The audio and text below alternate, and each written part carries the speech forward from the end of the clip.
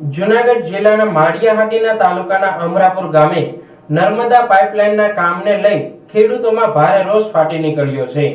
ચોમાસું નજીક આવી રહ્યું છે ત્યારે ખેતરોમાં પાઇપલાઇન નખાતા ખેડૂતોને ખેતી કરવામાં ભારે મુશ્કેલીનો સામનો કરવો પડી રહ્યો છે। ખેડૂતોના આક્ષેપ મુજબ પાઇપલાઇનના કામથી અનેક ખેતરોની અડધી જમીન બંજર થઈ ગઈ છે, જ્યારે આંબા સહિતના ઝાડવા કાપી નાખતા ખેડૂતોની હાલત પડ્યા ઉપર પાટું જેવી બની ગઈ છે। વળતર ચૂકવવાની ખાતરી આપવામાં આવી હોવા છતાં હાલ કોઈ જવાબદાર ખેડૂતોનો ભાવ પૂછતું નથી તેમ ખેડૂતો જણાવી રહ્યા છે।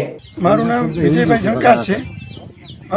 જણકાત છે। અમરાપુરનો વતની છું અને અમરાપુરના ખેડૂત છે। અત્યારે અમારે અહીંયા સૌની યોજનાનું કામ ચાલુ છે, તો સૌની યોજનાના કામની અંદર બધા ખેડૂતો છે બરોબર, એના ખેતરોમાં પાઇપલાઇન દ્વારા માનો કે સર ગાળવામાં આવેલી છે, પણ કોઈને પૂરેપૂરો ન્યાય મળેલ નથી। બધા કામ પરફેક્ટ થયેલ નથી બરોબર, કામમાં પણ ભ્રષ્ટાચાર જેવું ચાલે છે બરોબર, કંઈ વ્યવસ્થિત થયેલ નથી।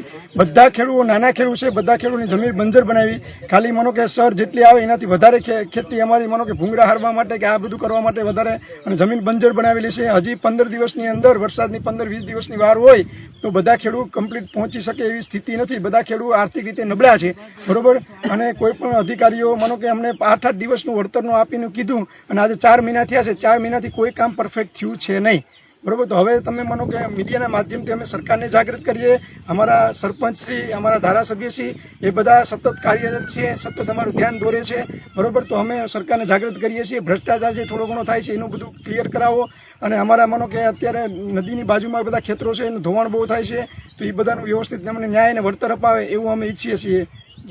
આસપાસના વિસ્તારમાં 50 જેટલા ખેડૂતો પ્રભાવિત થયા હોવાનું સામે આવ્યું છે અને ચોમાસા પહેલા ખેતી અશક્ય બનવાની ભીતિ વ્યક્ત કરવામાં આવી રહી છે।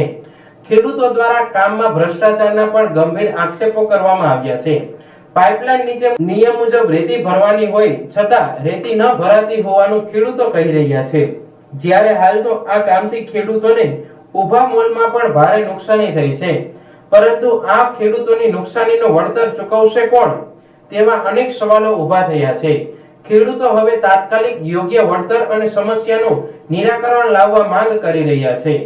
મારું નામ ભૈલુભાઈ સોલંકી, અમરાપુર સરપંચશ્રી।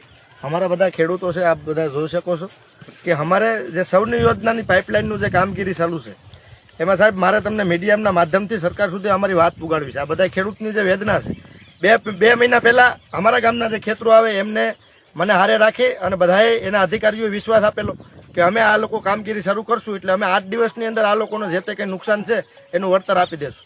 આજ એ વાતને 2 મહિના થયા, ચોમાસું નજીક આવી ગયું, નદીના પેટાળની અંદર જે જમીનો આવેલી છે તેના ભણા ખોદી નાખેલા છે, એટલે હવે વરસાદ છે એ 15-20 દિવસની અંદર આવી જશે તો અમારા ખેતરો છે એ જોખમમાં છે।